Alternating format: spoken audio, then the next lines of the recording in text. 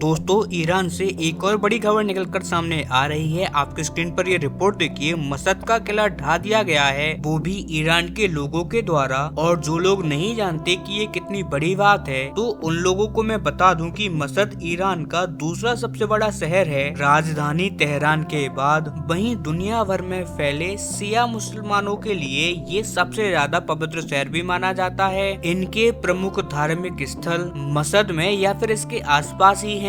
लेकिन यहाँ पर भी सबसे इम्पोर्टेंट बात वो ये है कि इस टाइम पर ईरान के जो सुप्रीम लीडर आयतुल्लाह अली खमनई हैं, वो यही मसद के ही हैं और मसद उनका बहुत ही ज्यादा स्ट्रॉन्ग होल्ड माना जाता है। अगर हम ईरान में उन्हें सबसे ज्यादा समर्थन कहीं से मिलता हुआ देखते हैं तो वो यही मसद वाली जगह है और इसीलिए प्रदर्शनकारियों का मसद पर कब्जा उनके लिए एक बहुत बड़ी जीत के रूप में देखी जा रही है। और वहीं ईरान के सुप्रीम लीडर और वहाँ के रिजीम के लिए ये बहुत ही ज्यादा बड़ा झटका है। इतना ही नहीं, ये कितनी बड़ी खबर है आप इसी बात से अंदाजा लगा लीजिए कि अमेरिका के प्रेसिडेंट डोनाल्ड ट्रंप ने खुद इसे अपने ट्रुथ सोशल मीडिया हैंडल पर पोस्ट करके बताया है कि देखिए मसद में इस समय गली गली के अंदर प्रदर्शनकारियों का ही कब्जा है और जो वहाँ की सिक्योरिटी फोर्सेस हैं। इसके अलावा इस शहर को बचाने के लिए सुप्रीम लीडर आयतुल्लाह अली खमनई ने जो ईरानियन रेवोल्यूशनरी गार्ड और ईरानी सेना इनके लोग भेजे थे, ये सब मसद से पीछे हट चुके हैं या फिर मसद छोड़कर भाग चुके हैं। वहीं सबसे ज्यादा हैरान करने वाली बात तो ये है कि मसद के अंदर जो बड़े प्रोटेस्ट हुए हैं पिछले 10 दिनों में, इसमें धार्मिक नेताओं ने हिस्सा लिया है। जी हाँ दोस्तों, सुप्रीम लीडर अली खमनई इनके जो नुमाइंदे हैं मसद के अंदर, यही आम लोगों का साथ दे रहे हैं।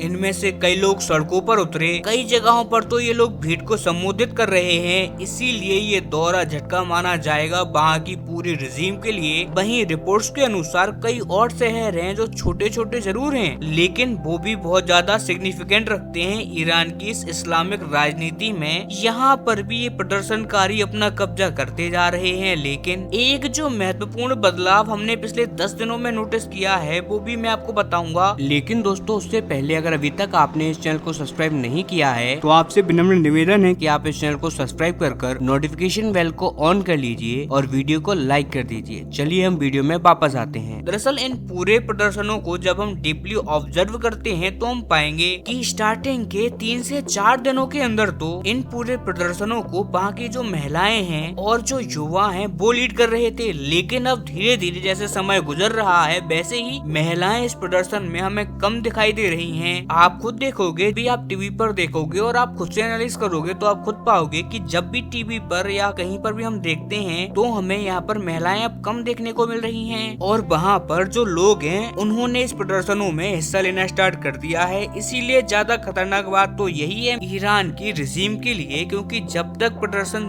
महिलाएं लीड कर रही थी तब तक वहाँ की इस्लामिक रिजीम को खतरा था ही नहीं। लेकिन अब धार्मिक नेता खुद इस मुहिम के अंदर आ चुके हैं। वहाँ के लोग, वहाँ के स्टूडेंट, व्यापारी सब लोग इस प्रदर्शन में आ चुके हैं, जिस वजह से अब इस्लामिक रिजीम की जो पूरी पावर है वो खत्म होती जा रही है। हालांकि आपका सवाल होगा कि सुप्रीम लीडर और उनकी रिजीम इसे क्यों नहीं रोक रही, तो उनके द्वारा बहुत कोशिश की जा रही है उस पूरे प्रदर्शन को दबाने की। कई जगहों पर तो उन्होंने हाथापाई, गोलीबारी, डंडा वगैरह सब बरसाना स्टार्ट कर दिया है। लेकिन इस बार उनकी सारी कोशिशें नाकाम होती हुई दिखाई दे रही हैं। सबके सब घबराए हुए हैं और इसी का अंदाजा आपको सुप्रीम लीडर अली खमनी के बयान से भी मिल जाएगा। आप आपके स्क्रीन पर उनका ये बयान भी देख सकते हैं। उन्होंने साफ साफ ये बात कही है कि ईरान के अंदर ये जो प्रदर्शन हो रहे हैं, ये प्रदर्शन बस डोनाल्ड ट्रंप को खुश करने के लिए कोशिश की जा रही है प्रदर्शनकारियों के द्वारा। प्रदर्शनकारी लगातार दुकानें फूंक रहे हैं, दंगे कर रहे हैं, इससे ट्रंप को खुशी होगी। वो बस ट्रंप को खुश करने के लिए ये सब काम कर रहे हैं। अब आप खुद जरा आपका दिमाग लगाइए और सोचिए कि एक तरफ ये व्यक्ति कहता है कि ईरान के अंदर मुझसे ज्यादा पॉपुलर व्यक्ति कोई है ही नहीं, पूरे ईरान के लोग मुझे चाहते हैं, मुझे उनका पूरा समर्थन है। और फिर एक दिन आकर वो व्यक्ति कहता है कि मेरे ही देश में मेरे ही लोग एक दूसरे देश के नेता को खुश करने के लिए उससे प्रभावित होकर ये सारा काम कर रहे हैं। अब इसी से आप अंदाजा लगा लीजिए कि कहीं ना कहीं आग तो लगी हुई है, इसीलिए ये व्यक्ति इतना बौखलाया हुआ है। और इस बार ईरान के सुप्रीम लीडर को भी यही लग रहा है कि अब बचना कहीं ना कहीं मुश्किल हो चुका है और उनका खेल कभी भी चेंज हो सकता है, क्योंकि क्योंकि अगर हम देखें तो मेनली बस एक ही शहर और बचा हुआ है और वो है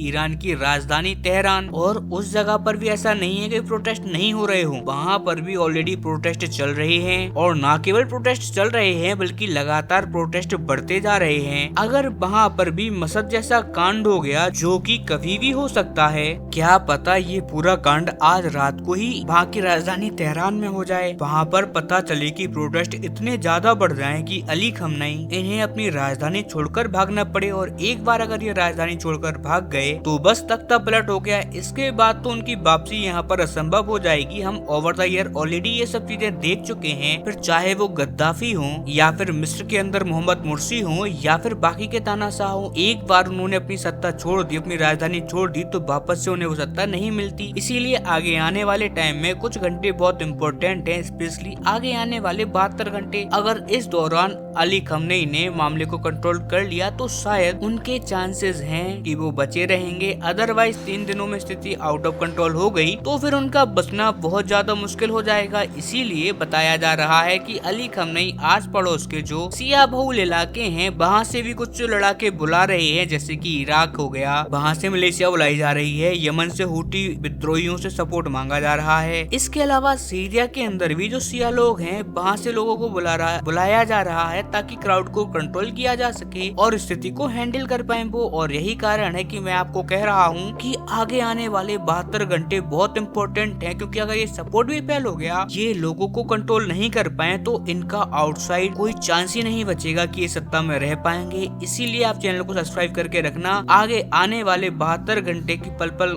अपडेट मैं आपको दूंगा। लेकिन फिलहाल इस वीडियो में इतना ही। Thank you very much for watching this video. आप चैनल को सब्सक्राइब करें जरूर और जितना हो सके इस वीडियो को शेयर करें। तब तक के लिए नमस्कार।